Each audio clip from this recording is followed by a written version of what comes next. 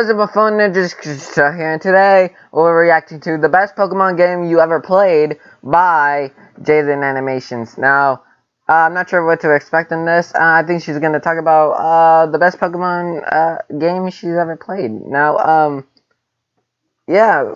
So, I do not know what Pokemon game I had, but I think it was an XY one. I think it was Pokemon. No, it was Pokemon Y for the. Yeah, it was Pokemon Y for the 3DS, but it was pretty fun. I liked that game. So yeah, but so yeah, I can't wait to see what she what Pokemon game she talks about. So yeah. Anyways, the original link's in the description. Subscribe to Jaden Animations. Without further ado, so let's begin.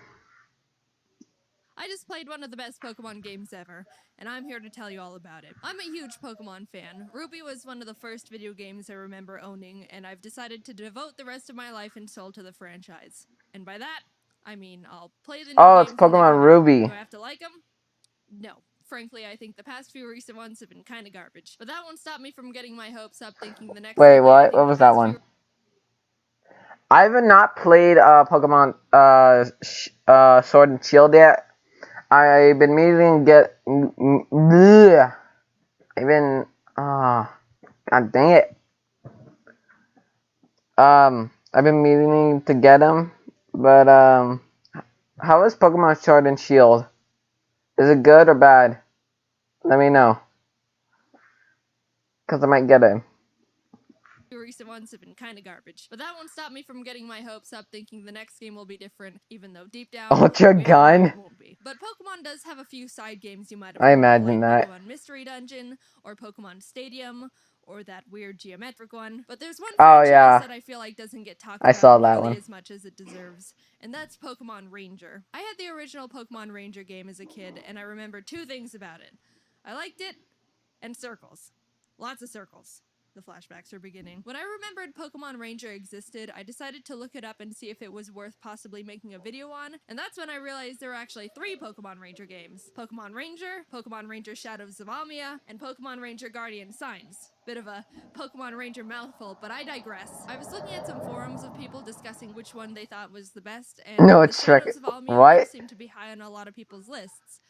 So I bought the game. Now sit down and get comfy because I just played this game for the first time, and I'm here to tell you about why it's the best game ever. The game starts off with your character taking the entrance exam to a Pokemon Ranger school, and it only took me 2 attempts to draw 5 consecutive circles around this barely moving Pikachu. You're dang right that's Mom, the timer's done! That's all it takes because now I'm... Hold on, guys. Mom! Go tell Mom the timer's done. Officially a member of this secret army for this inscrutable team school plotting to rule the world. Oh, he's just kidding. Yeah, it's a normal school. I'm introduced to my class, and for some reason they've been, like, starved for new human contact or something because they're bombarding the teacher with questions. Are they a boy or a girl? Which is it? Is she cute? So I'm introducing myself, and apparently the teacher catches this Keith kid looking at me with a big grin.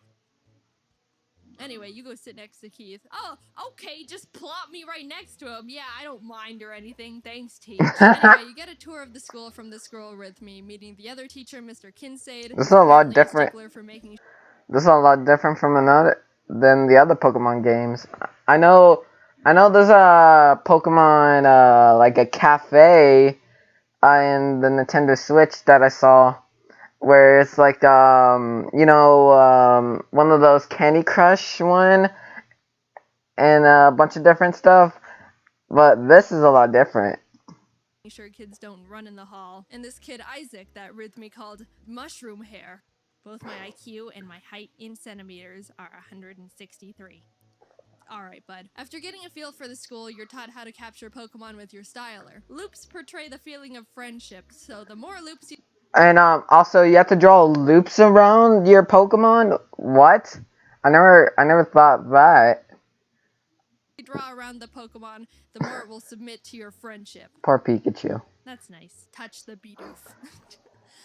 You finish the school day and are fast asleep in the dorms when all the students decide it's initiation time. Get up, sleepyhead. It's 4 a.m. Time for your student initiation. Yes, sirs. They tell you to find all the stylers they've hidden around the giant school, and after doing so, you have to put them in the basement for some reason. So you head down there after finding them all, and are in the basement when... Why are you down here? Only I'm permitted to be in the basement. Leave now! Anyway, Isaac, have you finished testing my very secret experiment no one can know about? The rest of the school year goes on without any big problems. Pokemon Ranger Crawford comes and talks about what it's like to be a ranger. You save the milkman from some Bidoof. You attend a one-day internship at the local Pokemon Ranger base, and they make you bring them their lunch as an important mission. Actually, while you're at the internship, someone runs over and says the Pokemon on the beach are acting strange. You go with the Rangers to check it out to see all the Pokemon going crazy, and save the day by capturing them with your loops of friendship. But yeah, that's weird. Finally, you make it to graduation. Jaden, come up and make a speech as the class representative. Oh, I'm the class representative. Oh, I wonder what she's gonna say. Mind if I... So after saving everyone from a very strange rampage of Tangrowth, you start working at the Pokemon Ranger base you interned at. There's a call about some more Pokemon acting strange. I was about to say, what was she gonna say, but I wasn't expecting a bunch of Pokemon just bursting through the wall. Found in a nearby cave. Like the FBI coming in. So your first mission is to investigate what's going on. In the cave, you stumble upon this weird missile-looking machine that seems to be what's hypnotizing the Pokemon in its vicinity and making them go crazy. So you destroy it and everyone's proud of you. This Professor Hastings guy is called down from the Pokemon Union to take a look at the cave machine, and I guess he's like 100 years old or something because the Rangers want you to go meet him halfway in Puel Town to make sure he doesn't get lost and die along the way. You take one step in town, and oh god, all the Pokemon are going nuts. Turns out there's more of those rocket machines planted in the town, and as you're going around smashing them, you run into some guys that are not only very shady, but also terribly shifty. They run away to tell their leaders there's Pokemon Rangers smashing their stuff. And further into the town, you find them again with their admin, who's like, dude, what the heck? What do you have against our Giga Remos? Yeah, this is a lot different than the other Pokemon games. And then attacks me with Rattata and a Toxicroak. Not gonna lie, their battle music kinda bangs though.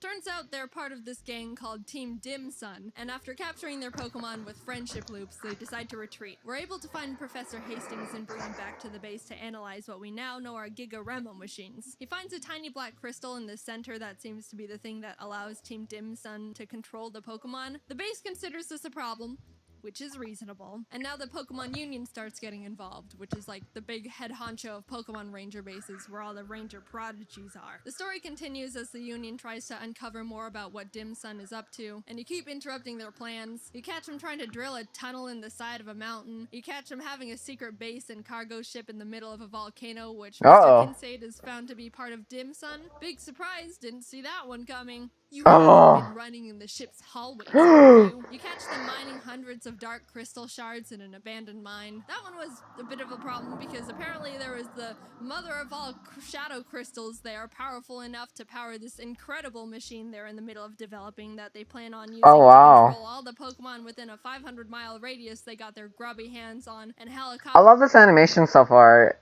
It looks really, really well done. Because it looks like the last Pokemon one, you know, where she like battles it. Yeah, it looks just like that one. It looks really well done. Away to their headquarters. Probably should tell someone about that. But the good thing is we ended up finding the diary of the Dim Sun president's father, who writes about how if we gather these 3 gems called the Tears of Princes, the gems will be able to combine their power and negate the power of the Shadow Crystal. Alright, let's go do that. This is weird. That's weird. Castle called Alima Castle. And on the way there, you run into Dim Sun grunts trying to stop you. They're not hard to deal with, and they start getting a bit frustrated.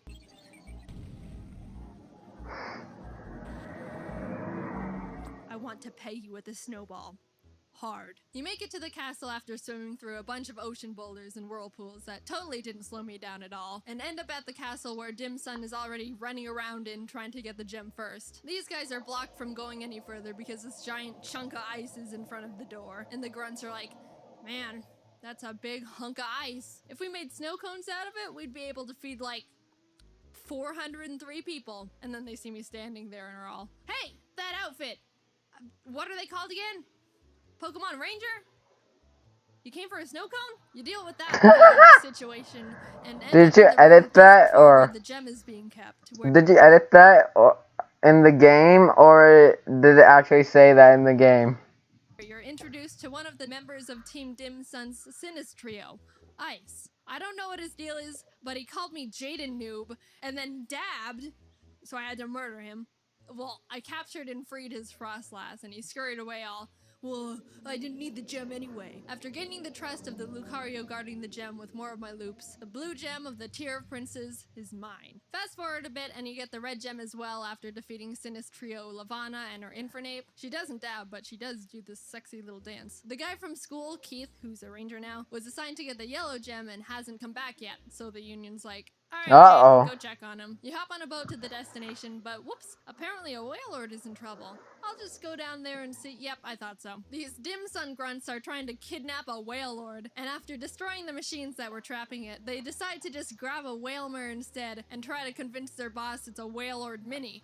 You follow them on the rescued Wailord and start infiltrating their base. Down a hall, you discover the grunts squishing the Wailmer through the door, and as you follow them into the room, they're like, oh crap, shoot. Do you actually get to see that in the game? Please tell me. That'd be funny. That'd be funny, but sad at the same time, though. Want to deal with the ranger? Oh no, I'm too wimpy. Poor Wailord. I know. Let's apologize. Sorry. We got the ranger's confidence. Charge! And then drop a truckload of Slackoth on me. After capturing all their Slackoth, they're like, oh no! This looks like a funny game for a Pokemon game. Which honestly is more effective than like 99% of all video game villains. So you keep running through the base and end up actually finding mushroom-haired Isaac from Ranger School. He's been manipulated into building Dim Sum's incredible machine, and we agree to take him back to the Union after we finish up our business in the secret hideout. We finally encounter Mr. Kinsaid, who's manning the Wailord operation. He's being all maniacal, but we successfully capture his Gliscor, save Wailmer, and bring Isaac safely back to the Union, where he gives us access to the incredible machine blueprints. Skipping ahead in the story a bit, we end up not being able to get the yellow gem because Heath, the last of the Sinistrio, kidnapped Keith and we exchanged him for the yellow gem. I kept trying to say no, but I guess it's good we saved him. The Union makes a plan to have their top rangers go and fly to Dim Sum's headquarters and face them head on. Jaden, you can just sit in the corner and do nothing. But right as they leave to do that, the Sinistrio busts through the Union walls and are like, ha ha ha, we'll be taking this, and steal back Isaac because they need him to complete the incredible machine by midnight so they can activate the Shadow Crystal. Isaac complied because they threatened to kill his sister or something. So new plan. Wait, what? We have to get Isaac Is that true in the actual game? back and basically destroy the machines that were protecting their building / incredible machine because oops, because that's dark for Pokemon. But they turned their entire building headquarters into the incredible machine. What? We basically just waltz right through the front doors of the headquarters. Heh, that'll stop people from entering. What? How did you get in here? And battle our way up to Isaac, who's like, you're a bit too late. I totally just completed the entire machine and they're about to use it to hypnotize all the Pokemon in the region in like 5 minutes.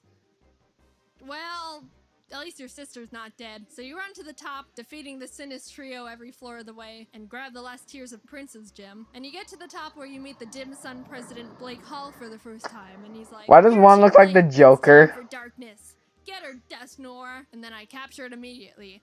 And he's like, just kidding. Get her, Darkrai! And then Darkrai just starts dipping me into darkness, and Keith has to come save me on his Staraptor. So Darkrai's like, well, then I'm gonna just dip these guys into the darkness, and throws Blake and his assistant into the void.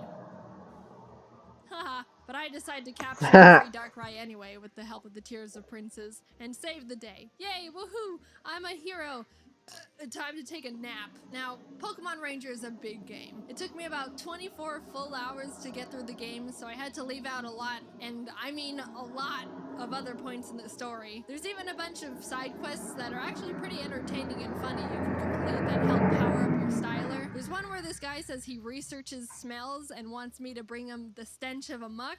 So you do it. What? Yes. And puts it in a jar. Then later on in the game, he That's pops weird. up again, and this time asks for a Weezing and a Skuntank, to which he's like, yes, and puts them in jars. Then he's like, thanks. Is he wow, that's weird. That's just weird. Thanks, dude, and you never see him again. The dialogue is absolutely amazing. This game has probably the best writing out of any Pokemon game I know of. Team Dimsun is obviously the star of the show, and whenever they come on screen, you know they're gonna have something funny to say. At one point, while I was trying to get into their secret base in the volcano, I captured the Pokemon they were controlling, and they're like, time to make our escape, and set off dynamite, which exploded a giant boulder and blocked the entrance to the base, which they're like, shoot, we were supposed to detonate it after we go in. So they had to wait for me to go get a Pokemon that can destroy the rock. And they're like, thanks, Ranger. We'll be grateful for this for about a second. And they run through the door. So you follow them, and they come back like, hey, we forgot about you helping us. Take this! And drop a bunch of Numel on me. Also, all of the music that plays when they're around is awesome. I was jamming out whenever I was running around their base. It's a bummer this game isn't super popular. I know it's got a small cult. It seems funny. It definitely deserves to be more well-known, and I